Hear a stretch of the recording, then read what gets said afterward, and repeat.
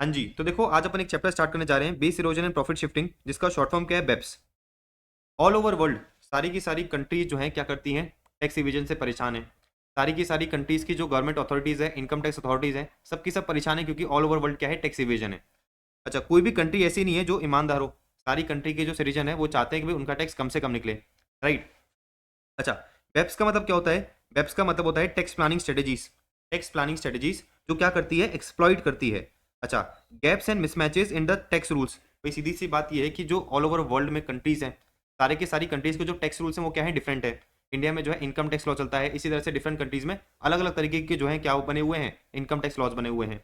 अच्छा, तो अगर आप क्या कर रहे हो, कोई ऐसी स्ट्रेटेजी को यूज कर रहे हो जो क्या कर रहा है, एक्सप्लॉइट कर रहा है, ठीक है ना, एक्सप्लॉइट कर रहा है gaps and mismatches in the tax rules of different countries. अच्छा, to make to make profit disappear for tax purposes. तो हो क्या रहा है, जैसे फॉर एग्जांपल इंडिया में टैक्स लगता है, दुबई में टैक्स नहीं लगता। मतलब क्या है, इन दोनों दोनों कंट्री में जो टैक्स रूल्स हैं उसमें क्या है, मिसमैचेस हैं। उसमें क्या है, मिसमैचेस हैं। तो अगर कोई पर्सन क्या करता है, इस मिसमैच को एक्सप्लॉइट करने की कोशिश करता है, अगर कोई पर्सन इस मिसमैच को एक्सप्लॉइट करने की कोशिश करता है, कैसे एक्सप्लॉइट करने की कोशिश करता है, late us say suppose Dubai में जो है टैक्स लगता ही नहीं है। तो इंडियन कंपनी क्या करती है, अपने अरेंजमेंट्स को इस तरह से जो है क्या करती है, प्लान करती है कि भाई उसका ज़्यादा से ज़्यादा प्रॉफिट दुबई में दिखे और इंडिया में प्रॉफिट कम से कम दिखे। ऐसा क्या, इससे क्या होगा कि भाई दुबई में ज़्यादा से ज़्यादा प्रॉफिट दिखेगा, दुबई में कोई टैक्स पे करने की जरूरत नहीं है, तो उनका टैक्स बच जाएगा। इंडिया में आपने कम से कम प्रॉफिट दिखाया तो इंडिया में भी आपने क्या करा, टैक्स बचा लिया। तो अगर आप क्या करते हो, अगर आप जो है कोई टैक्स प्लानिंग स्ट्रेटेजी को यूज करते हो जो क्या कर रहा है, एक्सप्लॉइट कर रहा है gaps and mismatches in the tax rules. अच्छा, to make profit disappear for tax purposes. आप क्या कर रहे हो, आप जो है प्रॉफिट को डिसअपियर कर रहे हो, भाई इंडिया से डिसअपियर करके कहाँ पे दिखा रहे हो, दुबई में दिखा रहे हो। या फिर आप क्या कर रहे हो, आप जो है प्रॉफिट को शिफ्ट कर देते हो, और to shift profit to location जहां पर there is little or no real activity but the taxes are very low. वही बात है कि भाई मैंने क्या करा, इंडिया से प्रॉफिट शिफ्ट कर दिया दुबई में, इंडिया से प्रॉफिट शिफ्ट कर दिया दुबई में। ऑल दो दुबई में कोई ज़्यादा एक्टिविटीज़ नहीं हो रही है, ऑल दो दुबई में कोई ज़्यादा एक्टिविटीज़ नहीं हो रही है, लेकिन मैंने अपना प्रॉफिट जो है इस तरह से दिखाया है कि भाई दुबई में सबसे ज़्यादा प्रॉफिट है, क्योंकि दुबई में टैक्स लगता ही नहीं है। दुबई में टैक्स लगता ही नहीं है, जिसकी वजह से होता क्या है, resulting in little or no overall corporate tax being paid. ठीक है ना। तो इसका पर्पस क्या है, इन टैक्स प्लानिंग स्ट्रेटेजी का पर्पस क्या होता है कि भाई कम से कम टैक्स पे करना पड़े, किसको, एक एसएससी को। तो उसको अपन क्या कहते हैं, बेप्स कहते हैं। टैक्स प्लानिंग स्ट्रेटेजी जो एक्सप्लॉइट करती है gaps and mismatches between the tax rules to make profit disappear for tax purposes और to shift profit to locations जहां पर जो है बहुत कम टैक्स लगता है। तो मैंने आपको ये बताया कि जो ऑल ओवर वर्ल्ड में डिफरेंट कंट्रीज हैं, सारी की सारी इनकम टैक्स अथॉरिटीज क्या है, परेशान है, क्योंकि क्या हो रहा है, टैक्स इवेजन हो रहा है ऑल ओवर द वर्ल्ड। तो एक कमेटी बनी ओईसीडी, एक कमेटी बनी, organisation for economic corporation and development. अच्छा, इस कमेटी ने क्या करा, एक मीटिंग बुलाई। इस कमेटी ने एक मीटिंग बुलाई और ऑल ओवर द वर्ल्ड के जो डिफरेंट कंट्रीज के डिफरेंट एग्जीक्यूटिव्स हैं सबको बुलाया गया। इंडिया को रिप्रेजेंट कोई बंदा कर रहा है, दुबई को रिप्रेजेंट कोई कर रहा है, सिंगापुर को कोई रिप्रेजेंट कर रहा है, एंड एक्सेट्रा। अच्छा, इन लोगों ने मीटिंग में ये समझा, इन लोगों ने जो है मीटिंग में ये समझा कि जो डिफरेंट कंट्री में डिफरेंट एसएससी है वो किस किस तरह से टैक्स प्लानिंग करते हैं। फिर इन लोगों ने क्या करा, इस टैक्स प्लानिंग को एड्रेस करने के लिए क्या बनाए, एक्शन प्लान बनाए।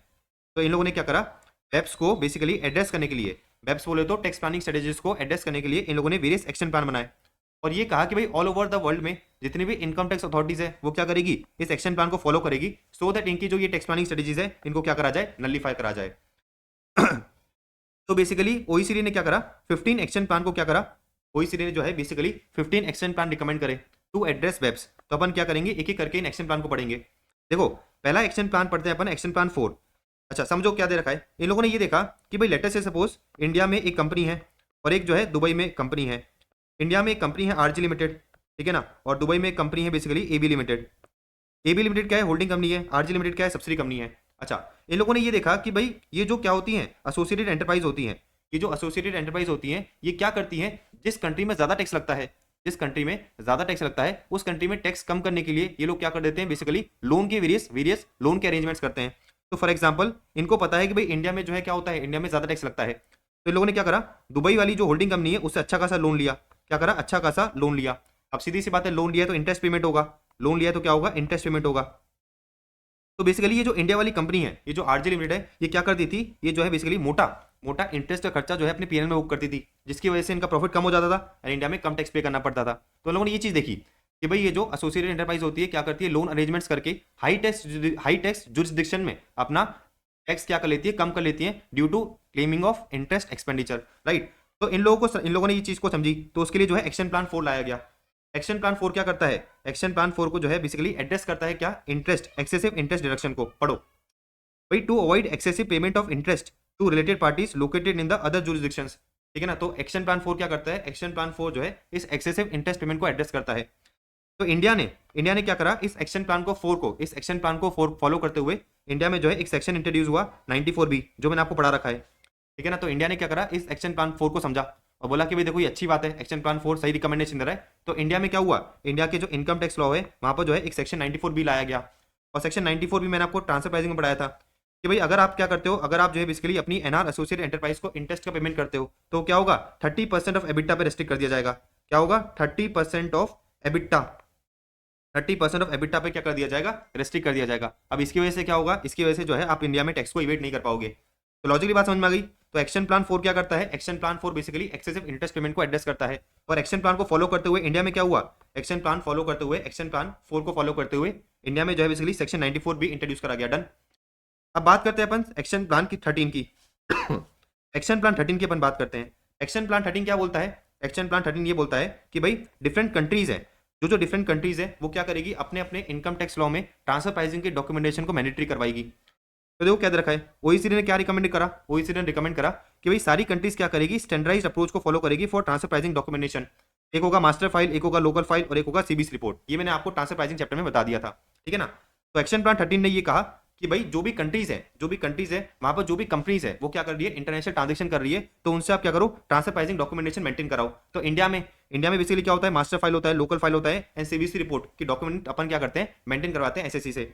देखो provisions incorporated in India, section 92D and 286। 92D क्या होता है, 92D maintenance of books of accounts होता है ऑफ ट्रांसफर प्राइसिंग, ये मैंने आपको जो है ट्रांसफर फाइलिंग चैप्टर में बताया था। तो इंडिया में 92D एंड 286 को क्या करा गया, इंट्रोड्यूस करा गया। लॉजिकल। अब बात करते हैं अपन एक्शन प्लान 8 से लेके 10 की। देखो क्या दे रखा है, एक्शन प्लान 8 से लेके 10 ये किसको एड्रेस करता है, ट्रांसफर प्राइसिंग में हाई रिस्क ट्रांजेक्शंस को क्या करता है, एड्रेस करता है। देखो action plan 8, action plan 9 and action plan 10 पढ़ना। एक्शन प्लान 8 क्या करता है, एड्रेस करता है miss allocation of profits generated by the valuable intangibles. ठीक है। तो वेरियस कंट्रीज क्या करती है, वेरियस कंट्रीज जो है अपना प्रॉफिट को मिस अलोकेट करती है ताकि बेसिकली जहां जिस कंट्री में कम टैक्स लगता है उस कंट्री में ज्यादा प्रॉफिट दिखे एंड वाइसा वर्सा। रन। हाँ जी। तो देखो अब अपन एक्शन प्लान 9 की बात करते हैं। एक्शन प्लान 9 मुझे ये बताता है कि भाई contractual allocation of risk are respected only when they are supported by actual decision making and thus exercising control over those risk. Example समझते हैं। भाई लेटर से सपोज इंडिया में एक कंपनी है और सिंगापुर में एक कंपनी है, दोनों क्या है, होल्डिंग एंड सब्सिडी कंपनी है। दोनों ने मिलकर क्या करा, एक कॉन्ट्रैक्ट को एग्जीक्यूट करा। अच्छा, इंडिया में जो है प्रॉफिट दिखाया गया 20% एंड बेसिकली सिंगापुर में प्रॉफिट दिखाया गया 80%। तो इनका जो कॉन्ट्रैक्ट था, इन दोनों कंपनी ने जो कॉन्टैक्ट करा था, इन दोनों ने जो कंपनी ने क्या करा था, जो कॉन्टैक्ट करा था, उस कॉन्टैक्ट में ये डिसाइड करा कि भाई जो 20% प्रॉफिट है वो इंडिया में दिखेगा एंड 80% प्रॉफिट सिंगापुर में दिखेगा। तो गवर्नमेंट ने कहा, ठीक है ना, एक्शन प्लान 9 क्या कहता है कि भाई आपने ये 20% एंड 80% दिखा रखा है, हम इसको एक्सेप्ट तभी करेंगे जब बेसिकली एक्चुअल में इंडिया ने क्या करा है, 20% का रिस्क अज्यूम करा है एंड 20% का काम करा है। एंड इसी तरह से सिंगापुर कंपनी में अगर आप 80% का प्रॉफिट दिखा रहे हो तो हम इसको बेसिकली रिस्पेक्ट कब करेंगे, इसको एक्सेप्ट कब करेंगे, जब एक्चुअल में सिंगापुर कंपनी ने क्या करा है, 80% काम करा है। अगर हमें पता चलता है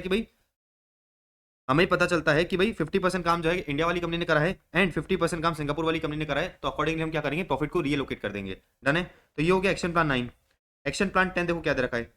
action plan 10 targets the use of pricing methods in a way, ठीक है ना, which results in diverting profits from the most economically important activities of the MNE group. तो ये लोग कहना चाह रहे हैं कि भाई आप जो है ट्रांसफर प्राइसिंग मेथड को जो यूज कर रहे हो, आप जो है ट्रांसफर प्राइसिंग मेथड को यूज कर रहे हो, ठीक है ना, अगर वो ट्रांसफर प्राइसिंग मेथड इस तरह से जो है क्या हो रहा है, इस तरह से बेसिकली इंप्लीमेंट किया जा रहा है जिसकी वजह से क्या हो रहा है, प्रॉफिट जो है शिफ्ट हो रहे हैं, तो हम उसको क्या करेंगे, उस ट्रांसफर प्राइसिंग मेथड को टारगेट करके आपके प्रॉफिट को रीएलोकेट करेंगे। तो मोटा मोटा ये जो एक्शन प्लान 8 से लेकर 10 पढ़े आपने, ये जो एक्शन प्लान 8 से लेकर 10 पढ़े, ये ट्रांसफर प्राइसिंग को क्या कर रहे हैं, ट्रांसफर प्राइसिंग को बेसिकली टारगेट करते हैं। रटने की आपको जरूरत नहीं है। अब मैं आपको ले चलता हूं एक बार एक्शन प्लान 1 पे। देखो एक्शन प्लान 1 क्या कहता है। एक्शन प्लान 1 जो है डिजिटल इकोनॉमी को एड्रेस करता है। डिजिटल इकोनॉमी का क्या मतलब है, डिजिटल इकोनॉमी का मतलब ये है कि भाई पहले तो क्या हुआ करता था कि लोग जो है फिजिकल बिजनेसेस करते थे, लेकिन अब जो है बेसिकली डिजिटली जमाना है, तो अब ऑलमोस्ट सारे के सारे बिजनेस जो है कहाँ पर होते हैं, ई कॉमर्स पे होते हैं, राइट। तो अब सारे के सारे बिजनेस जो है ऑनलाइन होते हैं। तो बेसिकली जो कमिटी है उसने क्या क्या रिकमेंडेशन दिए, कमिटी ने रिकमेंडेशन दिया कि भाई आप क्या कर सकते हो, अपनी कंट्री में जो है एक विदहोल्डिंग टैक्स को जो है क्या कर सकते हो, इंट्रोड्यूस कर सकते हो, जिसको अपन इंडिया में क्या बोलते हैं, जिसको अपन इंडिया में बोलते हैं इक्वलाइजेशन लेवाई। अच्छा, उन लोगों ने कहा कि भाई आप जो है क्या करो, अपने अपने इनकम टैक्स लॉ में जो है परमानेंट एस्टेब्लिशमेंट की डेफिनेशन को मॉडिफाई करो। तो हम क्या करेंगे, मॉडिफाई करेंगे परमानेंट एस्टेब्लिशमेंट की डेफिनेशन। तो modifying the P rule to provide whether an enterprise engage in fully materialized digital activities would constitute P if it maintain a significant economic presence in another country का economy. तो इन लोगों ने ये कहा कि भाई आप क्या करो, आप जो है अपने पी रूल को मॉडिफाई करो, अपने पी रूल को मॉडिफाई करो, और ये देखो कि भाई अगर कोई एंटरप्राइज क्या करती है, आपके आपकी कंट्री में बैठ के क्या करती है, ऑनलाइन बिजनेस करती है, तो अगर उसका उस कंट्री में क्या है, सिग्निफिकेंट इकोनॉमिक प्रेजेंस है, तो उसका इंडिया में परमानेंट एस्टेब्लिशमेंट मान लिया जाएगा। ठीक है ना। अच्छा, सिग्निफिकेंट इकोनॉमिक प्रेजेंस जो है इंडिया में कब एस्टेब्लिश होता है, मैंने आपको एनार्टिक सेशन में समझाया था। तो ये रिकमेंडेशन कौन दे रहा है, ये रिकमेंडेशन जो बेसिकली कमेटी दे रही है। कमेटी क्या बोल रही है कि भाई आप जो है बेसिकली अपने पी रूल को मॉडिफाई करो, और ये देखो कि भाई अगर किसी कंपनी का आपकी कंट्री में सिग्निफिकेंट इकोनॉमिक प्रेजेंस है, तो उसका पी इंडिया में मान लिया जाएगा, या फिर उसका पी आपकी रिस्पेक्टिव कंट्री में मान लिया जाएगा।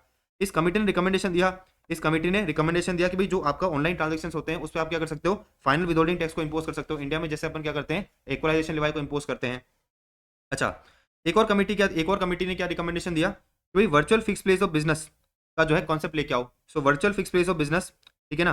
तो virtual fix place of business P in the concept of P that is creation of permanent establishment, जहां पर enterprise maintains a website on the server of another enterprise located in a jurisdiction and carries on the business through website. तो ये लोग कहना चाह रहे हैं कि भाई अगर एंटरप्राइज क्या करती है, सिर्फ और सिर्फ वेबसाइट के थ्रू काम करती है, ठीक है ना, अगर एंटरप्राइज सिर्फ और सिर्फ वेबसाइट के थ्रू काम करती है, तो basically virtual fix place of business मतलब virtual fix place of P को हम क्या करेंगे, इंट्रोड्यूस करेंगे। तो मोटा मोटा आपको जो है ये समझ में आया कि भाई ये जो एक्शन प्लान 1 है, ये क्या करता है, डिजिटल इकोनॉमी में जो टैक्सेशन इश्यूज होते हैं उसको एड्रेस करता है। इन लोगों ने चीज कही कि भाई आप क्या करो, मॉडिफाई कर दो अपने पी रूल को। अच्छा, फाइनल विदहोल्डिंग टैक्स को क्या कर सकते हो, इंपोज कर सकते हो। और इन लोगों ने कहा कि भाई आप क्या करो, परमानेंट एस्टेब्लिशमेंट में जो है virtual fix place of business का भी जो है कॉन्सेप्ट ले आओ।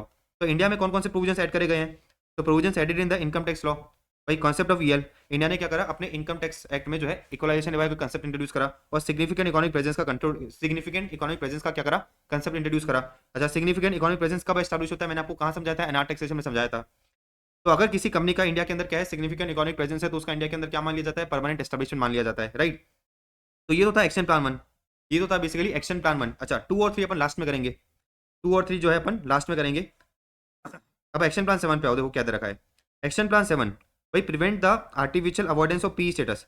समझना क्या कहता है ये।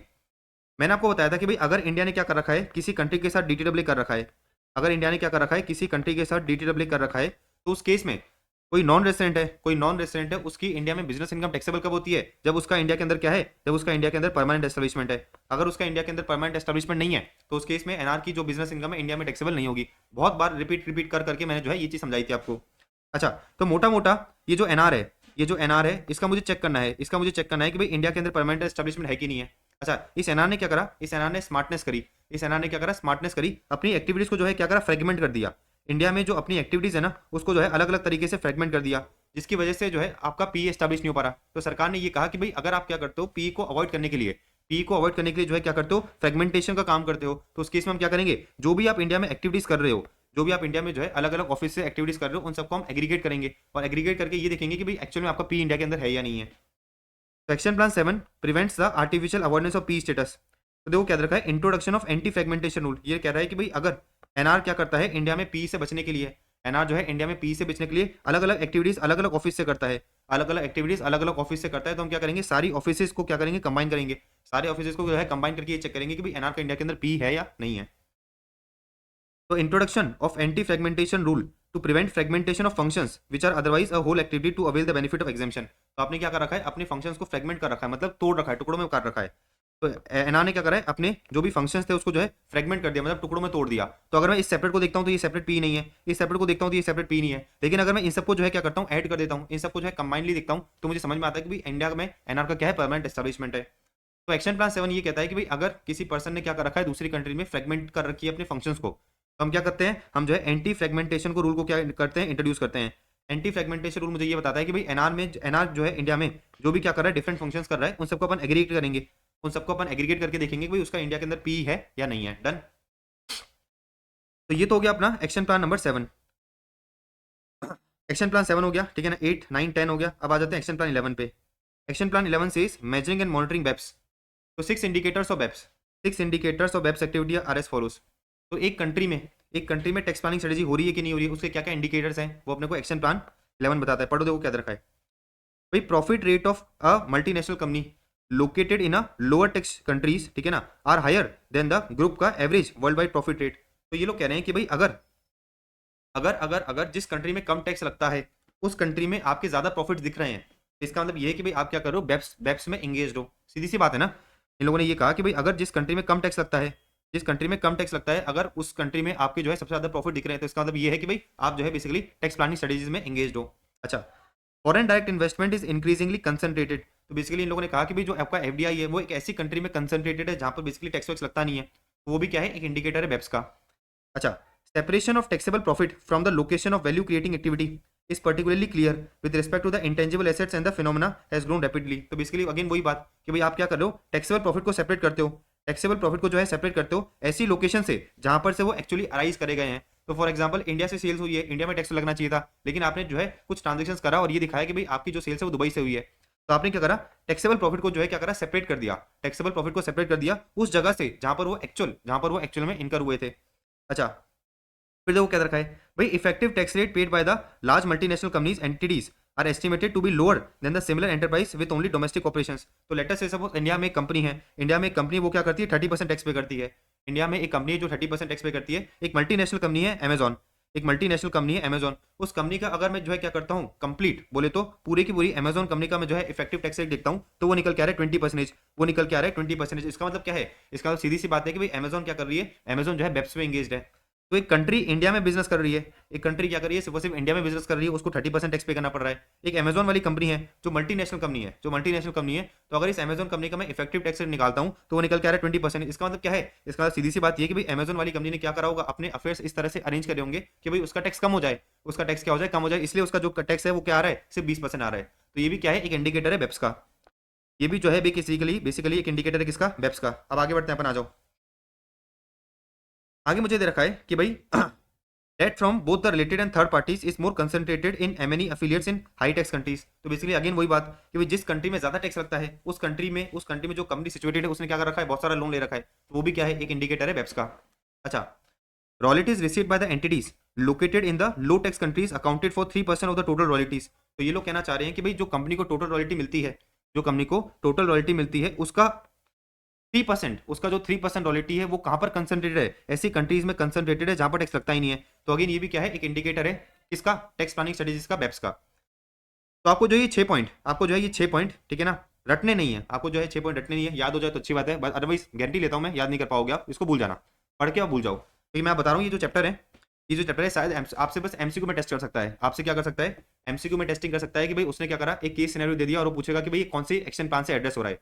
तो आपको जो है एक्शन प्लान का नाम पता होना चाहिए, ठीक है ना, एक्शन प्लान का नंबर पता होना चाहिए, एंड अगेन उसके अंदर क्या दे रखा है उसका बस ओवरव्यू पता होना चाहिए, आपको रटने की कुछ भी जरूरत नहीं है, ठीक है। अच्छा, एक्शन प्लान 12 की बात करते हैं। एक्शन प्लान 12 क्या बोलता है, एक्शन प्लान 12 ये बोलता है कि भाई disclosure of aggressive tax planning arrangements.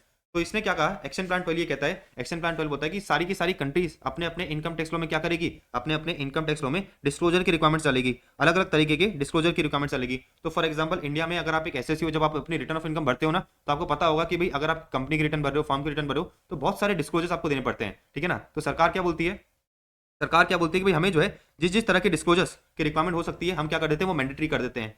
तो बेसिकली एक्शन प्लान 12 ने भी ये कहा, सारी कंट्रीज को कहा कि भाई आप अपने इनकम टैक्स लॉ में जो है सारी की सारी डिस्क्लोजर रिक्वायरमेंट्स डाल दो, ताकि जब एसएससी क्या करेगा, अपनी रिटर्न ऑफ इनकम फाइल करेगा, तो वो सारी की सारी चीजें डिस्क्लोज कर देगा, सारी की सारी चीजें क्या करेगा, डिस्क्लोज कर देगा। इससे आपको जो है पता रहेगा, इससे आपको जो है पता रहेगा कि भाई इस कंपनी का एक्चुअल स्टेटस क्या है, या फिर किसी पर्सन का एक्चुअल स्टेटस क्या है।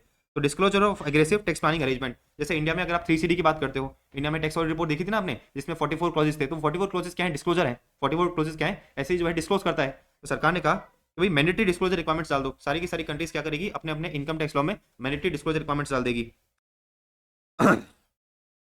एक्शन प्लान 14 की बात करते हैं, एक्शन प्लान 14 की बात करते हैं। इन लोगों ने कहा भाई making dispute resolution more effective, पढ़ो देखो क्या दे रखा है भाई, objective of measures developed under action plan 14 minimise the risk of uncertainty and double taxation. इन लोगों ने कहा कि भाई एक्शन प्लान 14 क्या करेगा, अनसर्टेनिटी के रिस्क को मिनिमाइज करेगा, एंड डबल टैक्सेशन को क्या करेगा, डबल टैक्सेशन को भी मिनिमाइज करेगा। इसने कहा कि भाई आप क्या करोगे, आपने जो भी डिटेल एंटर कर रखा है उसको क्या करोगे, प्रॉपर्ली इंप्लीमेंट करोगे।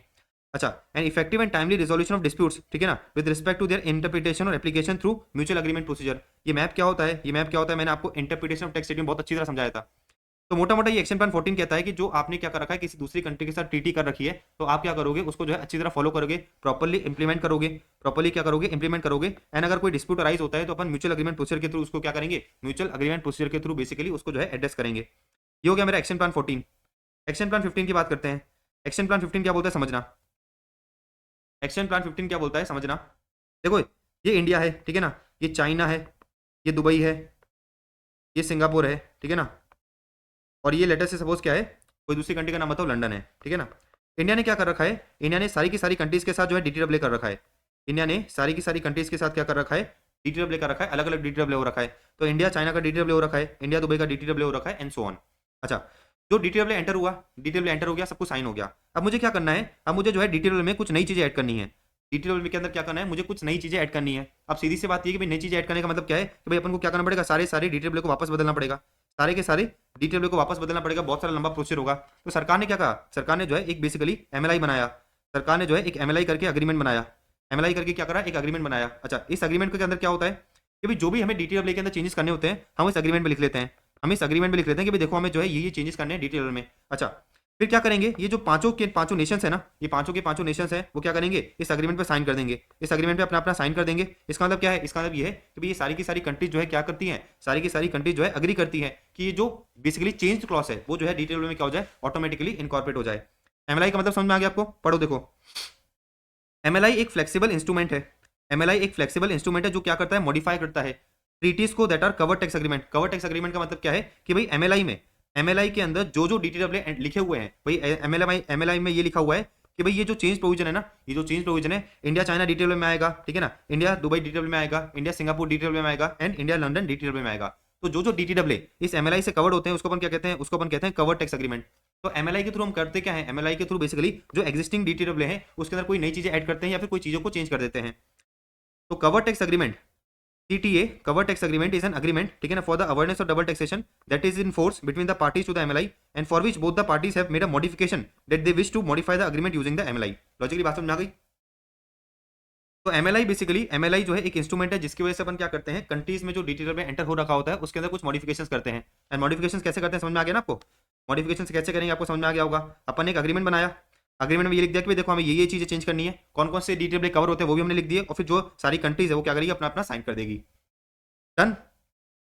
अब अपन आगे बढ़ते हैं, अब अपन एक्शन प्लान 5 एंड 6 की बात करते हैं। देखो एक्शन प्लान 5 एंड 6 क्या दे रखा है, ICI material summary notes at the end of this chapter. तो देखो ये रहा, एंड ऑफ दिस चैप्टर में मैंने जो है action plan 5 and action plan 6 डाल रखा है। आईसीआई ने बहुत अच्छी तरह समरी दे रखी थी, तो अपन जो है उस समरी को पढ़ने जाते हैं, आ जाओ।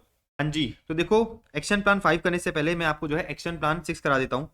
एक्शन प्लान 6 कहता है कि भाई हमें क्या करना है, टीटी अब्यूज को क्या करना है, प्रिवेंट करना है। मतलब कोई बंदा डीटीडब्ल्यू का मिसयूज नहीं कर सकता, उसको अपन क्या करेंगे, प्रिवेंट करेंगे। कैसे प्रिवेंट करेंगे, तो देखो बेसिकली आप जो है क्या कर सकते हो, टीटी अब्यूज को प्रिवेंट कर सकते हो by LOB rule. LOB rule का मतलब क्या होता है, एलओबी रूल का मतलब होता है limitation of benefit, limitation of benefit का रूल। अच्छा, इसका मतलब क्या है कि भाई अगर डीटीडब्ल्यू का आपको बेनिफिट लेना है तो आपको कुछ कंडीशंस क्या करनी पड़ेगी, सेटिस्फाई करनी पड़ेगी। देखो इंडिया और मॉरिशस डीटीडब्ल्यू में जो है एलओबी रूल लाया गया, एलओबी क्लॉज अपन ने क्या करा, इंडिया मॉरिशस डीटीडब्ल्यू में क्या करा, इनकॉर्पोरेट करा। पढ़ते हैं देखो भाई, on 10th of May 2016 the India Mauritius tax treaty was amended and for the first time it has been provided, for the first time it has been provided that the gains from the alienation of shares acquired on or after, ठीक है ना, 1st of April 2017 in a company which is a resident of India may be taxed in India। तो India और Mauritius का DTW हमने क्या करा, Mauritius और इंडिया का डीटीडब्ल्यू हमने मॉडिफाई करा, अमेंड करा, और ये कहा कि भाई अगर कोई मॉरिशस का रेसिडेंट इंडियन कंपनी के शेयर्स बेचता है ऑन और आफ्टर 1 अप्रैल 2017 तो इंडिया में टैक्स लग जाएगा, ठीक है ना, मतलब इंडिया में जो है उसको क्या करना पड़ेगा, टैक्स पे करना पड़ेगा। अच्छा, फिर आगे देखो क्या रखा है, डीटीडब्ल्यू में ये भी लिखा गया कि जो इंडिया में टैक्स रेट है ना वो 50% से ज्यादा नहीं हो सकती। पढ़ो, the tax rate on such capital gain arising from 1 अप्रैल 2017 से लेके 31 मार्च 2019 should not however exceed 50% of the applicable tax rate on the capital gains in India। तो सबसे पहले तो हमने ये कहा कि भाई अगर मॉरिशस का रेसिडेंट क्या करता है, इंडियन कंपनी के शेयर्स बेचता है तो इंडिया में टैक्स लगेगा। फिर हमने ये कहा कि भाई इंडिया में टैक्स जो है 50% से ज्यादा नहीं हो सकता। आगे देखो क्या रखा है, आगे मुझे ये बता रखा है कि एलओबी क्लॉज, जो हमने एलओबी क्लॉज इंसर्ट करा है टू प्रिवेंट ट्रीटी अब्यूज, वो क्या कहता है, LOB clause provides that the resident of Mauritius shall not be entitled to the benefits of 50% of the tax rate applicable in the transition period if its affairs are arranged with the primary purpose of taking the advantage of concessional rate of tax। ये लोग कहना चाह रहे हैं कि भाई अगर हमें ये पता चला कि भाई आपने क्या करा है, आपने जो है टीटी का मिसयूज करने के लिए, टीटी का मिसयूज करने के लिए जो है बेसिकली क्या करा है, मॉरिशस में कोई कंपनी बनाई है, तो उस केस में जो है आपको बेसिकली डीटीडब्ल्यू का बेनिफिट नहीं दिया जाएगा। तो बेसिकली ये वाला पॉइंट जो है आपको एक एग्जाम्पल समझाता हूँ, आ जाओ। देखो ये इंडिया है और ये मॉरिशस है, एक कंपनी है आरजे लिमिटेड, ठीक है ना, जो यूएसए की रेसिडेंट है। अच्छा, इंडिया और मॉरिशस में डीटीडब्ल्यू एंटर हो रखा है, इंडिया और मॉरिशस में क्या हो रखा है, डीटीडब्ल्यू एंटर हो रखा है, तो इंडिया और मॉरिशस के बीच में ट्रीटी एंटर हो रखी है, ट्रीटी एंटर हो रखी है, और ट्रीटी में ये लिखा हुआ है कि जो मॉरिशस का रेसिडेंट क्या करता है, अगर इंडियन कंपनी के शेयर्स बेचता है तो इंडिया में जो टैक्स है वो कितना लगेगा, 10% लगेगा। अच्छा, आरजी लिमिटेड ने क्या करा, आरजी लिमिटेड ने जो है एक 100% सब्सिडी बनाई मॉरिशस में, और मॉरिशस वाली कंपनी क्या करती है, इंडियन कंपनी के शेयर्स परचेस करती है। तो ये जो एलओबी क्लॉज है ना, ये एलओबी क्लॉज यही कहता है कि भाई अगर हमें ये पता चला कि भाई आपने क्या करा है, आपने ट्रीटी का, आपने जो है बेसिकली ट्रीटी का मिसयूज करने के लिए कोई कंपनी खोली है मॉरिशस में, और फिर जो मॉरिशस वाली कंपनी है वो क्या करती है, इंडिया के अंदर इन्वेस्टमेंट करती है, तो मोटा मोटा अगर हमें ये पता चला कि भाई आपने जो है क्या करा है, टैक्स को अवॉइड करने के लिए, टैक्स को बचाने के लिए क्या करा है, ट्रीटी का मिसयूज करा है, तो हम आपको जो है डीटीडब्ल्यू का बेनिफिट नहीं देंगे। तो फिर उस केस में क्या होगा, आरजीजी लिमिटेड को डीटीडब्ल्यू का बेनिफिट नहीं दिया जाएगा। तो एलओबी क्लॉज देखो यही कहता है, एलओबी क्लॉज हमें यही बताता है कि resident of Mauritius shall not be entitled to the benefit of 50% of tax rate applicable in the transition period। अगर हमें ये पता चलता है कि जो आपने अफेयर्स अरेंज करे हैं वो प्राइमरी पर्पस के लिए करें, for the purpose of obtaining concession rate of tax, right. तो देखो क्या दे रखा है, a shell or conduit company claiming to be a resident of the contracting state shall not be entitled to this benefit। तो देखो ये आरजीजी limited क्या है, ये आरजीजी लिमिटेड शेल कंपनी है, शेल कंपनी का मतलब क्या है, फर्जी कंपनी है, तो ये फर्जी कंपनी को जो है डीटीडब्ल्यू का बेनिफिट नहीं दिया जाएगा। तो फिर देखो क्या दे रखा है, A shell or conduit company is any legal entity falling within the meaning of resident with negligible or nil business operations or with no real या continuous business activities carried out in the contracting state। तो shell company का मतलब क्या है, shell company का मतलब ये है कि भाई आरजीजी लिमिटेड का कोई बिजनेस नहीं है, मॉरिशस में कोई बिजनेस नहीं है, आरजीजी लिमिटेड मॉरिशस में बस इसलिए इनकॉर्पोरेट हुई है ताकि वो क्या कर सके, डीटीडब्ल्यू का बेनिफिट लेके इंडियन कंपनी के शेयर्स परचेस करे, एंड अगर वो फिर क्या करती है बाद में इंडियन कंपनी के शेयर्स बेचती है तो उसको जैसे वो सिर्फ 10% में टैक्स पे करना पड़े। तो एलओबी क्लॉज का मतलब समझ में आया आपको, एलओबी क्लॉज का मतलब सिंपल सा बात ये है कि भाई हम क्या करेंगे, डीटीडब्ल्यू में जो बेनिफिट्स है उसको लिमिट कर देंगे। लिमिट का मतलब क्या है कि भाई अगर आप कुछ कंडीशन को फुलफिल करोगे तो ही आपको बेनिफिट दिया जाएगा, कुछ कंडीशंस को फुलफिल करोगे तो ही आपको क्या दिया जाएगा, बेनिफिट दिया जाएगा। तो बेसिकली ये जो अपना एक्शन प्लान 6 है ये क्या करता है, ट्रीटी अब्यूज को प्रिवेंट करता है। कैसे प्रिवेंट करता है भाई, या तो आप क्या कर सकते हो, डीटीडब्ल्यू के अंदर एलओबी रूल डाल सकते हो। एलओबी रूल का मतलब क्या होता है, लिमिटेशन ऑफ बेनिफिट, कि भाई अगर आप कुछ कंडीशंस को स्पेसिफाई करोगे, सेटिस्फाई करोगे तो ही आपको जो है डीटीडब्ल्यू का बेनिफिट दिया जाएगा। एक होता है purposive principal purpose test rule, PPT rule. Principal purpose test rule में क्या बताता है, प्रिंसिपल पर्पस टेस्ट रूल हमें ये बताता है कि भाई अगर आरजीजी लिमिटेड ने क्या करा है, आरजीजी लिमिटेड ने बेसिकली इंडियन कंपनी के शेयर्स परचेस करे हैं, अगर आरजीजी लिमिटेड ने इंडियन कंपनी के शेयर्स परचेस करे हैं तो हम ये पूछेंगे आरजीजी लिमिटेड से कि भाई आप मॉरिशस में जो है कंपनी इनकॉर्पोरेट हुए हो, आप जो है बेसिकली किस पर्पस से मॉरिशस कंपनी में इनकॉर्पोरेट हुए हो, आपको कोई बिजनेस करना था, आपको कोई बिजनेस करना था इसलिए इनकॉर्पोरेट हुए हो, या फिर सिर्फ और सिर्फ आपको जो है इंडियन कंपनी के शेयर्स परचेस करने थे इसलिए इनकॉर्पोरेट हुए हो। तो बेसिकली मैंने आपको बताया कि भाई दो चीजें होती है, एक तो होता है एलओबी, लिमिटेशन ऑफ बेनिफिट्स, कि भाई हम बेनिफिट को लिमिट कर देंगे, हम बेनिफिट को क्या करेंगे, लिमिट कर देंगे कुछ स्पेसिफाइड इंडिविजुअल्स पे, या फिर हम बेनिफिट को क्या करेंगे, बेनिफिट तभी देंगे अगर आप कुछ कंडीशन सेटिस्फाई करते हो। एक होता है प्रिंसिपल पर्पस टेस्ट, इसका मतलब क्या है कि भाई अगर आरजी लिमिटेड ने अपनी एक सब्सिडी खोली है मॉरिशस में आरजीजी लिमिटेड, तो हम आरजीजी लिमिटेड से पूछेंगे, हम जो है आरजीजी लिमिटेड से ये पूछेंगे कि भाई आपका जो है मॉरिशस में आने का पर्पस क्या था, आपका पर्पस क्या था, आपका पर्पस एक्चुअली में कोई बिजनेस करना था मॉरिशस में, या फिर बस आपको जो है क्या करना था, आपको जो है सिर्फ टीटी का बेनिफिट लेके क्या करना था, इंडियन कंपनी के शेयर्स परचेस करने थे। अकॉर्डिंगली हमें क्या पता चल जाएगा, अकॉर्डिंगली हमें ये पता चल जाएगा कि अगर आरजीजी लिमिटेड कोई मॉरिशस में बिजनेस नहीं कर रही है तो उसके अकॉर्डिंग क्या होगा, उसके अकॉर्डिंग हम जो है बेसिकली बेनिफिट डिनाई कर देंगे, हम जो है डीटीडब्ल्यू का बेनिफिट डिनाई कर देंगे। हाँ जी, तो आपने बेसिकली दोनों चीजें समझ ली कि भाई आपका जो एलओबी क्लॉज होता है वो क्या होता है, पीपीटी रूल क्या होता है। तो बेसिकली एक्शन प्लान 6 मुझे क्या बताता है कि भाई अपन ट्रीटी अब्यूज को किस तरह से प्रिवेंट कर सकते हैं, एंड प्रिवेंट करने के लिए आप क्या करोगे, या तो डीटीडब्ल्यू के अंदर डालोगे एलओबी रूल, या डीटीडब्ल्यू के अंदर डालोगे पीपीटी रूल, या फिर जो है आप क्या कर सकते हो, दोनों का कॉम्बिनेशन डाल सकते हो। बात समझ में आ गई आपको। अच्छा, जिस तरह से अपन ने क्या करा, इंडिया मॉरिशस की टैक्स ट्रीटी में अपन ने एलओबी क्लॉज डाला, एक्जैक्टली सेम एलओबी क्लॉज जो है आप देखोगे इंडिया और सिंगापुर वाली डीटीडब्ल्यू में क्या हो रखा है, एंटर हो रखा है। तो एक्जैक्टली सेम चीज नीचे दे रखी है। तो एक्शन प्लान 6 क्लियर है अपना, एक्शन प्लान 6 क्लियर है अपना। एक्शन प्लान 6 क्या करता है, एड्रेस करता है किस चीज को, एक्शन प्लान 6 जो है बेसिकली एड्रेस करता है टैक्स टीटी को, ठीक है ना, टैक्स टीटी के अब्यूज को, टैक्स टीटी के अब्यूज को क्या करता है, एक्शन प्लान 6 प्रिवेंट करता है। अब आ जाते हैं अपन एक्शन प्लान 2 और 3 पे। देखो सबसे पहले मैं आपको जो है एक्शन प्लान 3 समझाता हूँ। एक्शन प्लान 3 जो है अपन समझते हैं कंट्रोल फॉरेन कॉर्पोरेशन का क्या मतलब है। इधर जो है मैं एक एग्जांपल लिखता हूँ, ठीक है। रिलायंस लिमिटेड क्या है, एक इंडियन कंपनी है। रिलायंस लिमिटेड क्या है, एक इंडियन कंपनी है, पब्लिक कंपनी है। पब्लिक कंपनी का मतलब क्या है कि भाई इसके कंपनी के शेयर्स क्या है, इंडिया में लिस्टेड है।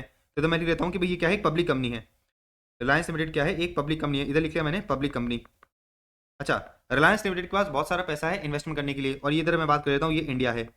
अब रिलायंस लिमिटेड क्या करेगी, अगर इंडिया के अंदर इन्वेस्टमेंट करेगी तो इंडिया के अंदर इन्वेस्टमेंट इनकम पे टैक्स पे करना पड़ेगा। तो रिलायंस लिमिटेड ने क्या करा, सिंगापुर में, रिलायंस लिमिटेड ने क्या करा, सिंगापुर में एक 100% सब्सिडी खोली।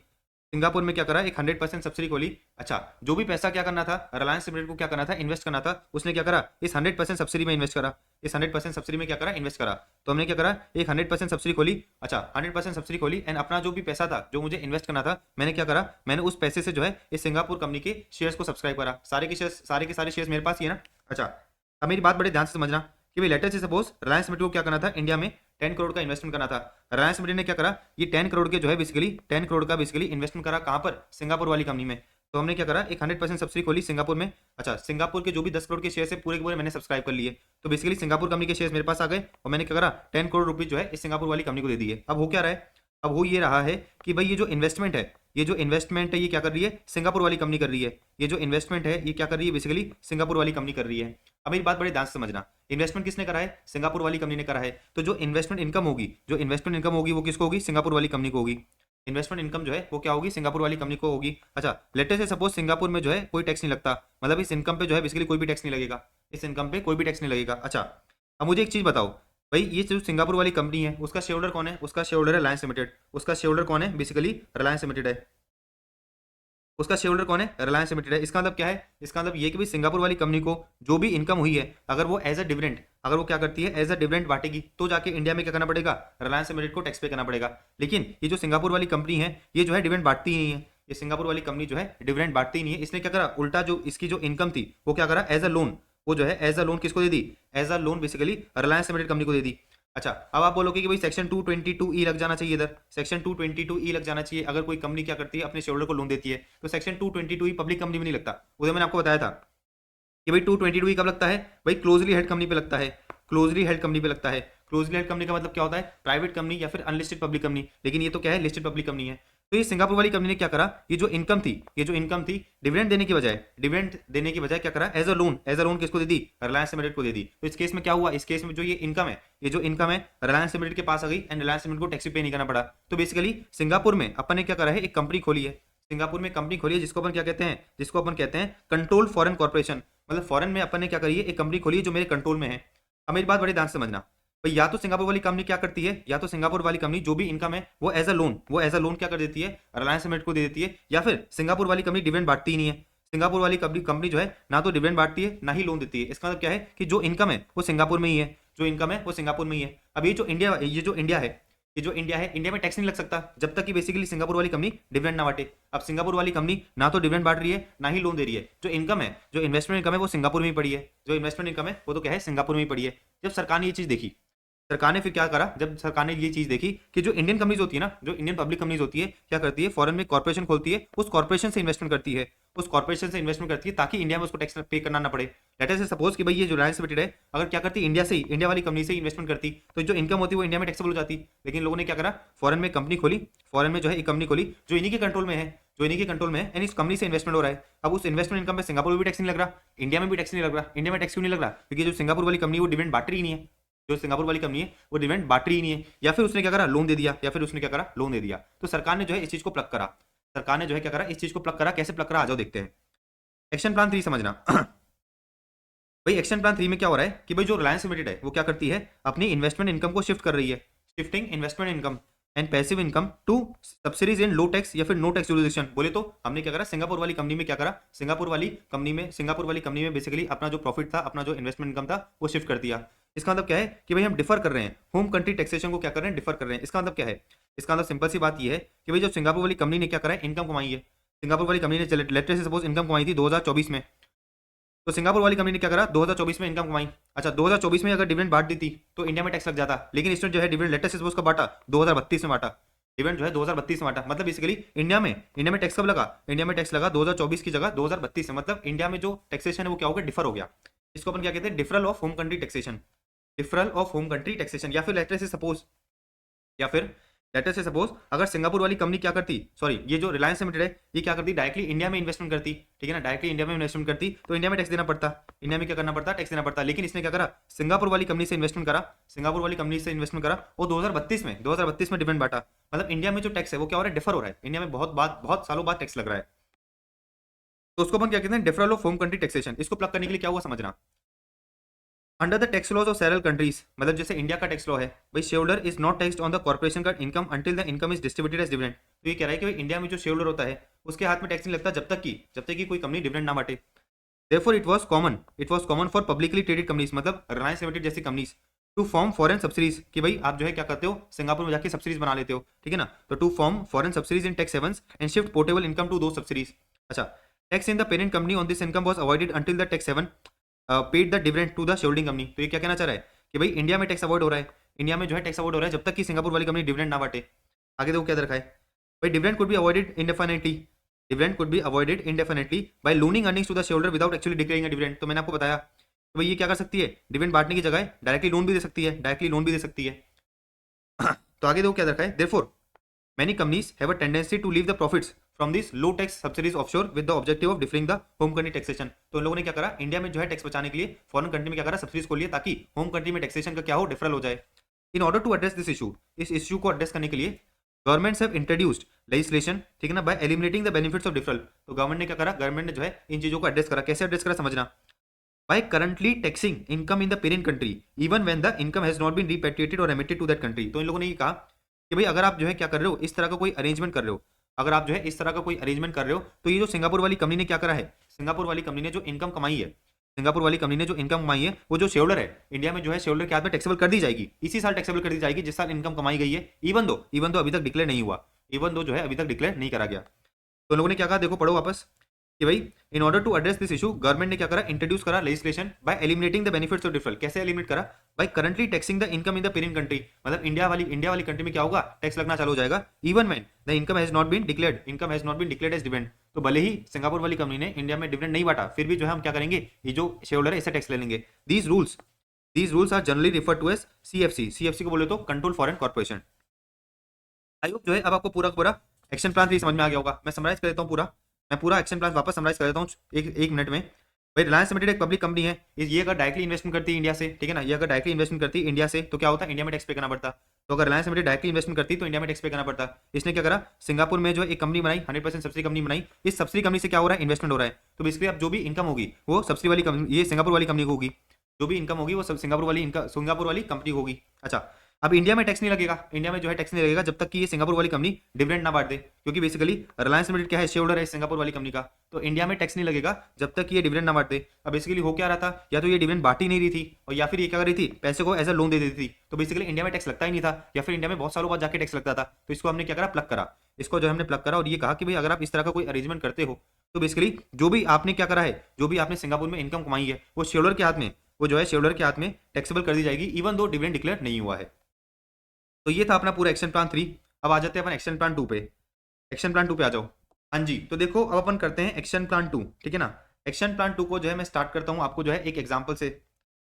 ये इंडिया है और ये सिंगापुर है। इंडिया में एक कंपनी है आरजी लिमिटेड, सिंगापुर में एक कंपनी है एबी लिमिटेड, ठीक है ना। आरजी लिमिटेड ने क्या करा, एबी लिमिटेड को प्रेफरेंस शेयर्स इशू करे, आरजी लिमिटेड ने एबी लिमिटेड को प्रेफरेंस शेयर्स इशू करे। अच्छा, इंडिया में जो है प्रेफरेंस शेयर्स को माना जाता है फाइनेंशियल लायबिलिटी, इंडिया में प्रेफरेंस शेयर्स को क्या माना जाता है, फाइनेंशियल लायबिलिटी माना जाता है। इसका मतलब क्या है कि भाई प्रेफरेंस शेयर्स पे आरजी लिमिटेड जो भी इंटरेस्ट का पेमेंट करेगी वो क्या कर सकती है, आरजी लिमिटेड उसको एज अ इंटरेस्ट क्लेम कर सकती है, क्योंकि इंडिया के अंदर प्रेफरेंस शेयर्स को जो है क्या माना जाता है, फाइनेंशियल लायबिलिटी माना जाता है। मतलब आपने क्या करा, इंडिया में जो है इंटरेस्ट एक्सपेंस का क्या करा, डिडक्शन ले लिया। अच्छा, सिंगापुर के जो लॉज हैं वो जो है प्रेफरेंस शेयर्स को शेयर्स की तरह ही ट्रीट करते हैं, प्रेफरेंस शेयर्स को जो है प्रेफरेंस शेयर्स की तरह ट्रीट करते हैं। एंड सिंगापुर लॉज में ये क्या रखा है कि भाई इन प्रेफरेंस शेयर्स पे जो इनकम होगी, वो क्या है, एग्जेम्प्ट है। तो बेसिकली हो क्या रहा है, एक पर्टिकुलर इंस्ट्रूमेंट है, बोले तो प्रेफरेंस शेयर्स, एक पर्टिकुलर इंस्ट्रूमेंट है प्रेफरेंस शेयर्स, जिसका दो अलग अलग कंट्री में क्या है, अलग अलग ट्रीटमेंट है। भाई प्रेफरेंस शेयर्स को इंडिया में जो है फाइनेंशियल लायबिलिटी की तरह ट्रीट करा जाता है, एंड प्रेफरेंस शेयर्स को जो है सिंगापुर में शेयर्स की तरह ट्रीट करा जाता है। तो एक पर्टिकुलर इंस्ट्रूमेंट का दो अलग अलग कंट्री में क्या है, अलग अलग ट्रीटमेंट है, उसकी वजह से क्या हो रहा है, डबल नॉन टैक्सेशन हो रहा है। भाई इंडिया में भी टैक्स नहीं लग रहा, सिंगापुर में भी टैक्स नहीं लग रहा। समझ में आई बात, पढ़ो देखो। Hybrid mismatch arrangements, action plan 2 क्या बोलता है, हाइब्रिड मिसमैच अरेंजमेंट को एड्रेस करता है। क्या मतलब है, एक ऐसा अरेंजमेंट जो एक्सप्लॉइट करता है difference in the tax treatment of an entity या फिर इंस्ट्रूमेंट। भाई एक ऐसा इंस्ट्रूमेंट है या फिर एक ऐसा एंटिटी है जिसके अंदर बेसिकली क्या हो रहा है, दो अलग अलग कंट्री में अलग अलग ट्रीटमेंट करा जा रहा है। तो arrangement that exploits the difference in the tax treatment of an entity या instrument under two tax jurisdiction to achieve double non taxation. तो इसकी वजह से वो क्या रहा है, डबल नॉन टैक्सेशन हो रहा है। लॉजिकली बात समझ में आई है। तो ओईसीडी ने क्या रिकमेंडेशन दिया समझना, ओईसीडी ने क्या रिकमेंडेशन दिया समझते हैं अपन, ठीक है ना। हाँ जी, तो देखो बेसिकली ये जो पहला रिकमेंडेशन है इसको मैं आपको एग्जांपल से समझाता हूँ। दो कंट्रीज हैं, कंट्री ए और कंट्री बी। एक पार्टनरशिप फर्म है जो कंट्री ए की क्या है, रेसिडेंट है। इस पार्टनरशिप फर्म में दो पार्टनर है, ए और बी। अच्छा, ये जो ए और बी पार्टनर्स है ना, ये जो है कंट्री बी के रेसिडेंट है, ठीक है। इतनी बात समझ में आई। अब सुनो, कंट्री ए के जो टैक्स लॉज है वो ये कहते हैं कि जो पार्टनरशिप फर्म है ये क्या मानी जाएगी, ट्रांसपेरेंट मानी जाएगी। ट्रांसपेरेंट का मतलब क्या है कि भाई इस कंट्री ए में पार्टनरशिप फर्म को जो है टैक्स वैक्स पे करने की जरूरत नहीं है, सारा जिम्मेदारी किसका है, सारा जिम्मेदारी है पार्टनर्स का। मतलब जो भी पार्टनरशिप में ट्रांजेक्शन हो रहे हैं, जो भी फर्म के अंदर क्या हो रहे हैं ट्रांजेक्शन हो रहे हैं, उस पर जो टैक्स वैक्स है वो कौन पे करेगा, ए और बी पे करेगा। मतलब ये जो फर्म क्या है, ये फर्म जो है ट्रांसपेरेंट है। तो फर्म जो है बेसिकली ट्रांसपेरेंट है, सब कुछ किसको करना है, पार्टनर्स को करना है। मतलब टैक्स वैक्स कौन पे करेगा, पार्टनर्स पे करेंगे। अब लेटर से सपोज इस फर्म ने क्या करा है, $1000 का करंट ईयर में इंटरेस्ट पे करा है। तो मैंने आपको बताया कि भाई फर्म का तो कुछ असेसमेंट होता नहीं है अलग से, ठीक है। तो ये जो ₹1000 का इंटरेस्ट है, इसका डिडक्शन कौन लेगा, पार्टनर्स लेंगे, ए और बी, ठीक है। बात समझ में आई। तो ये तो थी किसकी, कंट्री ए की बात। कंट्री ए की बात थी कि भाई कंट्री ए में अगर कोई फर्म है तो उसको जो है ट्रांसपेरेंट माना जाता है। इसका मतलब ये कि भाई फर्म पे असेसमेंट नहीं होता, असेसमेंट किस पे होता है, ए और बी पे। मतलब ए और बी को क्या करना पड़ेगा, ए और बी को जो है इनकम निकाल के टैक्स पे करना पड़ेगा। अब बात करते हैं कंट्री बी की। कंट्री बी की अपन बात करते हैं। अच्छा, मैंने आपको बताया था कि जो दोनों पार्टनर्स हैं, ए और बी जो पार्टनर्स हैं, वो कंट्री बी के क्या है, रेसिडेंट है। अच्छा, कंट्री बी के अंदर इस फर्म का जो टैक्स ट्रीटमेंट है वो डिफरेंट है। कंट्री बी में क्या होता है, कंट्री बी में जो है पार्टनरशिप फर्म को ओपेक माना जाता है। क्या माना जाता है, ओपेक माना जाता है। ओपेक का मतलब क्या है कि भाई सब कुछ फर्म को करना है, टैक्स वैक्स इसको पे करना है, फर्म को पे करना है। जैसे अपने इंडिया में पढ़ा है ना, इंडिया में आपने टैक्सेशन ऑफ फर्म का चैप्टर पढ़ा होगा मुझसे। तो बेसिकली इंडिया का ट्रीटमेंट, इंडिया के जैसा ट्रीटमेंट है, इंडिया के जैसा ट्रीटमेंट है कि भाई सब कुछ किसको करना है, फर्म को करना है। फर्म अपनी क्या करेगी, इनकम कैलकुलेट करेगी एंड प्रॉफिट निकाल के किसको बांट देगी, पार्टनर्स को बांट देगी। अब मेरी बात बड़ी ध्यान से समझना, कंट्री ए में क्या हुआ, कंट्री ए में इस ₹1000 का इंटरेस्ट का डिडक्शन किसने ले लिया, ए और बी ने ले लिया, पार्टनर्स ने ले लिया। कंट्री बी की बात करी मैंने। कंट्री बी में क्या होता है, कंट्री बी में फर्म को क्या करना है, कंट्री बी में जो है फर्म को सब कुछ करना है। मतलब फर्म क्या करेगा, अपना खुद का असेसमेंट करेगा, खुद का जो है इनकम कैलकुलेट करेगा। तो फर्म ने भी क्या करा, फर्म ने भी जो है इस ₹1000 का क्या करा, इस फर्म ने भी जो है ₹1000 का इंटरेस्ट ले लिया। तो एक ही एक्सपेंस का दोनों कंट्री में क्या हो गया, दोनों कंट्री में डिडक्शन ले लिया गया। एक ही एक्सपेंस का दोनों कंट्री में क्या कर लिया गया, डिडक्शन ले लिया गया, ठीक है ना। अब इसकी वजह से हो क्या रहा है, कंट्री ए में भी टैक्स नहीं लग रहा, कंट्री बी में भी टैक्स नहीं लगा, दोनों जगह क्या हो गया, नॉन टैक्सेशन हो गया। और ऐसा क्यों हुआ, क्योंकि बेसिकली एक एंटिटी है जिसका जो ट्रीटमेंट है वो अलग अलग कंट्री में क्या है, अलग अलग कंट्री में डिफरेंट है। तब सरकार ने ये कहा कि भाई अगर ऐसा केस होता है तो हम क्या करेंगे, एक कंट्री जो क्या करती है, एंटिटी को ट्रांसपेरेंट मानती है, उसको हम क्या करेंगे, डिनाई कर देंगे। इसका मतलब क्या है कि भाई कंट्री ए जो है बेसिकली इसको अब ट्रांसपेरेंट नहीं मानेगी, इसको जो है ट्रांसपेरेंट नहीं मानेगी। उससे होगा क्या, उससे बेसिकली होगा ये कि भाई ये जो कंट्री ए है, कंट्री ए में बेसिकली ये जो इंटरेस्ट का डिडक्शन है, ये जो इंटरेस्ट का डिडक्शन है पार्टनर्स को नहीं मिलेगा, इंटरेस्ट का डिडक्शन पार्टनर्स को नहीं मिलेगा। कंट्री बी में क्या होगा, कंट्री बी में जो है बेसिकली फर्म क्या करेगी, ₹1000 का इंटरेस्ट का डिडक्शन लेगी। मतलब बेसिकली एक ही जगह डिडक्शन मिलेगा। लॉजिकली बात समझ पा रहे हो, पढ़ो अब ओईसीडी का रिकमेंडेशन पढ़ो। Rule denying transparency two entities, कि भाई हम कंट्री ए में जो फर्म का ट्रांसपेरेंट क्या था, स्टेटस था, उसको डिनाई करते हैं। Rule denying transparency two entities, जहां पर कंट्री बी क्या करती है, कंट्री बी उस एंटिटी को ओपेक ट्रीट करती है, कंट्री बी उस एंटिटी को क्या करती है, ओपेक ट्रीट करती है। तो मैंने आपको समझा दिया कि भाई कंट्री ए में हम क्या करेंगे, कंट्री ए में अब हम बोलेंगे कि भाई इस फर्म को जो है ट्रांसपेरेंट नहीं माना जाएगा, इस फर्म को जो है ट्रांसपेरेंट नहीं माना जाएगा। अकॉर्डिंगली ए और बी जो है इंटरेस्ट का डिडक्शन नहीं ले पाएंगे। तो उससे होगा क्या, उससे होगा ये कि भाई कंट्री बी में एक ही बार डिडक्शन लिया जाएगा। आपको बात समझ आ गई। तो अगर एक एंटिटी है उसका जो है ट्रीटमेंट अलग अलग कंट्रीज में डिफरेंट हो रहा है, तो उसकी वजह से क्या हो रहा था, उसकी वजह से जो है दोनों जगह क्या हो रहा था, डिडक्शन लिया जा रहा था, दोनों जगह नॉन टैक्सेशन की सिचुएशन आ रही थी। तो हमने क्या करा, हमने क्या बोला, जो ओपेक है, जो ओपेक नहीं ओईसीडी है, जो ओईसीडी है उसने ये क्या कहा, ओईसीडी ने ये कहा कि भाई हम क्या करेंगे, हम जो है बेसिकली ट्रांसपेरेंसी डिनाई कर देंगे, हम जो है एक कंट्री में एंटिटी का ट्रांसपेरेंसी डिनाई कर देंगे। बात समझ में आ गई। तो ये हो गया अपना ओईसीडी का रिकमेंडेशन नंबर 1। अब आते हैं अपन रिकमेंडेशन नंबर 2 पे, आ जाओ। हाँ जी, देखो ये जो सेकंड रिकमेंडेशन है, अगेन इसको जो है एग्जांपल से समझते हैं। ये इंडिया में एक कंपनी है और ये सिंगापुर में एक कंपनी है, ठीक है ना। सिंगापुर की एक कंपनी ने क्या करा, इंडिया में जो है एक शेयर होल्डर को क्या करा, डिविडेंड दिया। सिंगापुर के टैक्स लॉज ये कहते हैं कि जो आपने डिविडेंड डिक्लेयर करा है उसको जो है आप क्या कर सकते हो, एग्जाम क्लेम कर सकते हो। इंडिया के टैक्स लॉज ये कहते हैं कि भाई सिंगापुर की कंपनी से अगर आपको डिविडेंड मिल रहा है तो वो क्या होगा, एग्जाम्प्ट होगा, ठीक है। तो इस केस में वो क्या रहा है, इस केस में बेसिकली एक डिविडेंड है, एक डिविडेंड का एक्सपेंस कौन क्लेम कर रहा है, बेसिकली कंट्री एस में बोले तो सिंगापुर में जो है क्या हो रहा है, एज ए एक्सपेंस उसको जो है क्लेम करा जा रहा है। दूसरी कंट्री में जो डिविडेंड की इनकम है वो एग्जाम्प्ट है। इसका मतलब क्या है कि दोनों कंट्री में ही टैक्स नहीं लग रहा, दोनों कंट्री में जो है टैक्स नहीं लग रहा। तब सरकार ने क्या बोला, तब बेसिकली ओईसीडी का क्या रिकमेंडेशन आया कि भाई हम क्या करेंगे, हम जो है एग्जाम्पशन को डिनाई कर देंगे। तो rule denying exemption for dividends that are deductible by the payer. तो इन लोगों ने कहा कि भाई अगर जो डिविडेंड पे कर रहा है उसने क्या करा है, उसको एज ए एक्सपेंस क्लेम कर लिया है, तो जिस शेयर को इंडिया में डिविडेंड मिल रहा है उसके हाथ में हम एग्जाम नहीं करेंगे, मतलब उसको जो है इंडिया में करना पड़ेगा, टैक्स पे करना पड़ेगा। लॉजिकली बात समझ में आ रही है। तो हमने क्या करा, एग्जाम्पशन डिनाई करी डिविडेंड पे, जो बेसिकली पेयर क्या कर रहा है, एज ए एक्सपेंस क्लेम कर रहा है, ठीक है। अगर मैं इधर भी एग्जाम कर दूंगा तो होगा क्या कि दोनों कंट्री में टैक्स लगेगा नहीं, अब दूसरी सिचुएशन समझना, दूसरी कंडीशन समझना। सिंगापुर वाली कंपनी ने क्या करा, सिंगापुर वाली कंपनी ने डिविडेंड पे करा, उसको जो है एज एक्सपेंस क्लेम कर लिया। अच्छा, इंडिया और सिंगापुर के बीच में जो DTAA है वो ये कहता है कि भाई अगर सिंगापुर की कंपनी क्या करती है, इंडिया के शेयरहोल्डर को जो डिविडेंड देती है वो सिंगापुर में क्या होगा, वो सिंगापुर में टैक्सेबल होगा। वो क्या होगा, सिंगापुर में टैक्सेबल होगा। तो इसका मतलब क्या है कि भाई जो शेयरहोल्डर है उसने क्या करा होगा, सिंगापुर में टैक्स पे कर दिया होगा। अच्छा, उस शेयरहोल्डर ने क्या करा, इंडिया में जब रिटर्न ऑफ इनकम फाइल कर रहा था तो इस टैक्स का उसने क्या करा, फॉरेन टैक्स क्रेडिट ले लिया, मतलब FTC ले लिया। तो हुआ क्या, अल्टीमेटली बेसिकली टैक्स लगा ही नहीं, अल्टीमेटली टैक्स लगा ही नहीं, क्योंकि पहले टैक्स लगा फिर उसका क्या करा, उसने क्रेडिट ले लिया। तो सरकार ने ये कहा कि भाई अगर अगर अगर जिसने क्या करा है, डिविडेंड पे करा है, वो जो है उसका क्या कर लेता है, एक्सपेंस क्लेम कर लेता है, तो इंडिया में हम जो है फिर आपको FTC नहीं देंगे, इंडिया में जो है हम आपको क्या करेंगे, फॉरेन टैक्स क्रेडिट नहीं देंगे, ताकि एटलीस्ट एक कंट्री में टैक्स तो लगे। लॉजिक की बात समझ पा रहे हो ना, वापस समझना। भाई एस कंट्री ने क्या करा, डिविडेंड डिक्लेयर करा शेयरहोल्डर को। DTAA ये कहता है कि जिस शेयरहोल्डर को डिविडेंड मिला है वो शेयरहोल्डर का जो टैक्स है वो कहाँ पे लगेगा, सिंगापुर में लगेगा। तो बेसिकली उसने क्या करा, सिंगापुर में टैक्स पे कर दिया। लेकिन इंडिया में जब वो क्या कर रहा था, रिटर्न ऑफ इनकम फाइल कर रहा था, तो उसने क्या करा, फॉरेन टैक्स क्रेडिट ले लिया। जो डिविडेंड पे उसने टैक्स पे करा था सिंगापुर में, उसका क्या करा, उसने इंडिया में क्रेडिट ले लिया। तो अल्टीमेटली हुआ क्या, अल्टीमेटली टैक्स लगा ही नहीं, अल्टीमेटली टैक्स लगा ही नहीं, टैक्स पे करा था लेकिन उसका वापस क्रेडिट ले लिया उसने। सरकार ने कहा कि भाई अगर ऐसा है तो हम क्या करेंगे, FTC को डिनाई कर देंगे, अगर ऐसा है तो हम क्या करेंगे, FTC को डिनाई कर देंगे। तो देखो वही चीज है भाई, रूल डिनाइंग एग्जेम्पशन, ठीक है ना, रूल डिनाइंग एग्जेम्पशन या फिर credit for foreign tax, credit for foreign tax for the dividends that are deductible by the payer. Logical. तो ये क्या है, OECD की रिकमेंडेशन है। अब एक और चीज देखो क्या दे रखा है, amendments to CFC, amendments to CFC का मैंने आपको पूरा कंसेप्ट बता दिया, CFC का हमने क्या करा, आपको पूरा पूरा कंसेप्ट बता दिया। तो amendments to CFC attributing local shareholder का income of foreign entities that are treated as transparent under their local law. ठीक है, तो मैंने नीचे आपको जो है CFC का पूरा कंसेप्ट बता दिया। सरकार ने कहा कि हम क्या करेंगे, हम जो है बेसिकली इंडिया में, हम जो है इंडिया में शेयरहोल्डर की इनकम टैक्सेबल करेंगे, इवन दो सामने वाले ने जो है डिविडेंड डिक्लेयर नहीं करा है। अब देखो एक और चीज क्या दे रखा है, इसको जो है एग्जांपल समझते हैं, इसको जो है अपन क्या करते हैं, वापस एग्जांपल समझते हैं, आ जाओ। तो दो कंट्रीज है, एक है सिंगापुर और एक है दुबई। सिंगापुर में कंपनी है AB लिमिटेड, दुबई में कंपनी है CD लिमिटेड। अच्छा, AB लिमिटेड होल्डिंग कंपनी है CD लिमिटेड की। CD लिमिटेड ने क्या करा है, करंट में 1000 रुपीज का डिविडेंड डिक्लेयर करा है। दुबई के जो टैक्स लॉज है वो ये कहते हैं कि जब भी आप क्या करोगे, डिविडेंड पे करोगे किसी को, तो आपको जो है 10% TDS काट के हमें जमा कराना है। तो CD लिमिटेड ने क्या करा, 1000 रुपीज का 10% बोले तो 100 रुपीज जो है क्या करा, TDS काट के दुबई वाली गवर्नमेंट अथॉरिटीज को जमा करा दिया। अच्छा, अब AB लिमिट को डिविडेंड मिला है, AB लिमिट को 1000 रुपीज का क्या मिला है, डिविडेंड मिला है।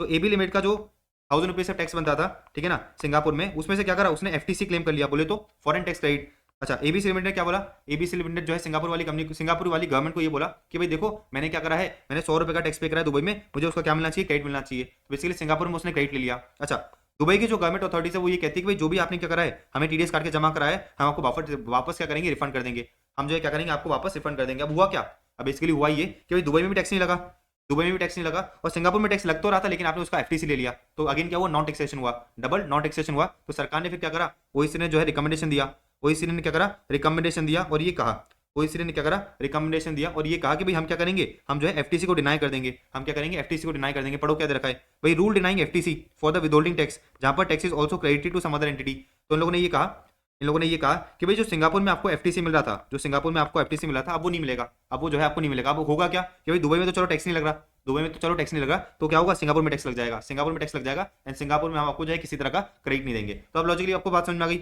अब जो है आपको ये वाला पॉइंट समझ में आ गया होगा। तो rule denying FTC for the withholding taxes, ठीक है ना, जहां पर taxes also credited to some other entity. तो ये था अपना एक्शन प्लान 2, ये था अपना एक्शन प्लान 2, जहां पर अपन क्या करते हैं, हाइब्रिड मिसमैच अरेंजमेंट्स को क्या करते हैं, एड्रेस करते हैं। अब अपन आगे बढ़ते हैं, आ जाओ। अब अपना जो है एक लास्ट एक्शन प्लान बचता है, एक्शन प्लान 5। अच्छा, एक्शन प्लान 5 क्या कहता है समझना, ये क्या करता है, हार्मफुल टैक्स प्रैक्टिसेस को काउंटर करता है। कैसे काउंटर करता है, एग्जांपल समझते हैं। भाई एक है कंट्री ए, एक है कंट्री बी, ठीक है ना। कंट्री ए में जो भी आपकी इंटेलेक्चुअल प्रॉपर्टी से इनकम है वो 10% टैक्सेबल होगी, वो जो है क्या होगी, कंपलसरी 10% टैक्सेबल होगी। RG लिमिटेड है, एक कंपनी है RG लिमिटेड जो कंट्री बी की रेसिडेंट है।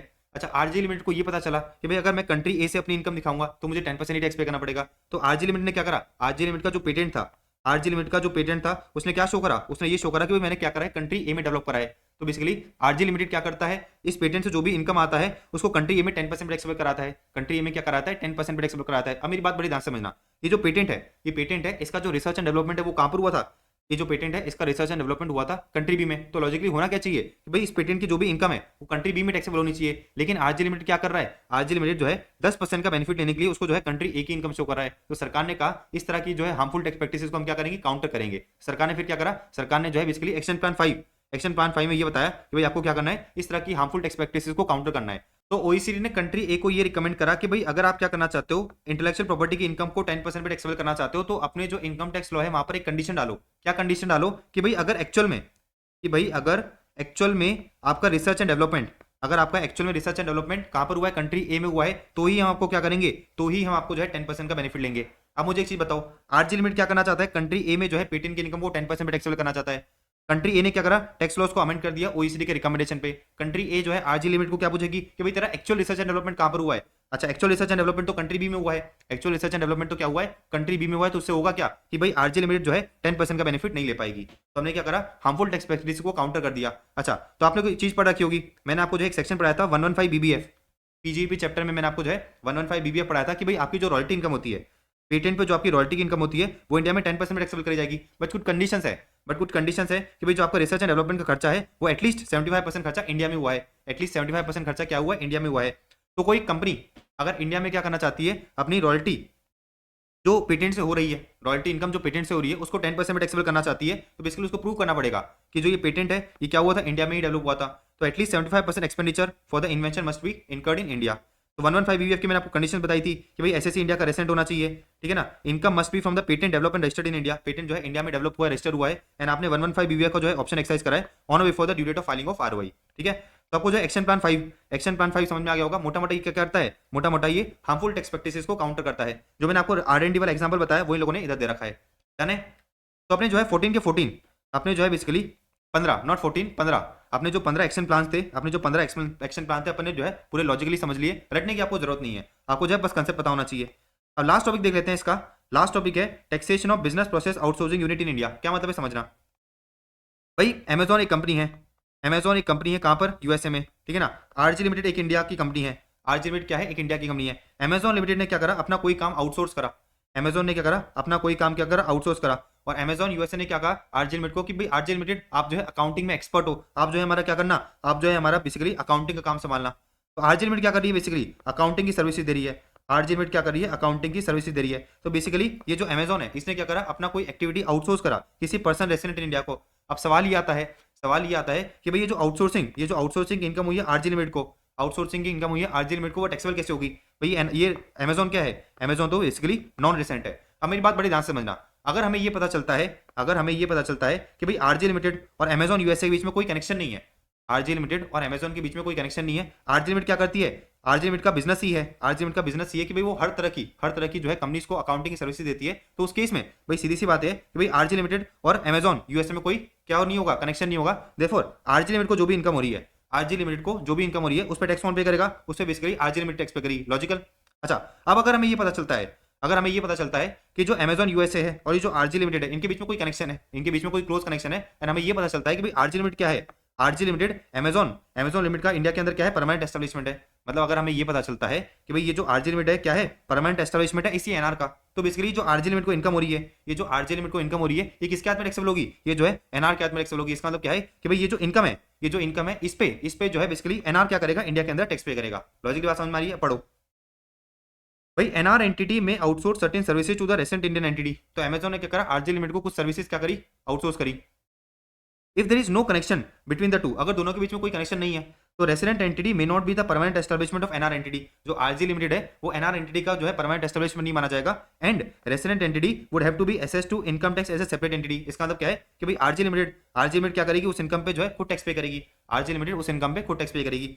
अच्छा, in such case NR entity will not be liable to tax. तो बेसिकली एनआर को कोई टैक्स पे करने की जरूरत नहीं है, एनआर को कोई टैक्स पे करने की जरूरत नहीं है, क्योंकि आरजी लिमिटेड क्या है, आरजी लिमिटेड एक सेपरेट एंटिटी है। आरजी लिमिटेड अपनी इनकम पे क्या करेगी, अपनी इनकम पे अपने आप को जो है रेसिडेंट मानते हुए टैक्स पे करेगी।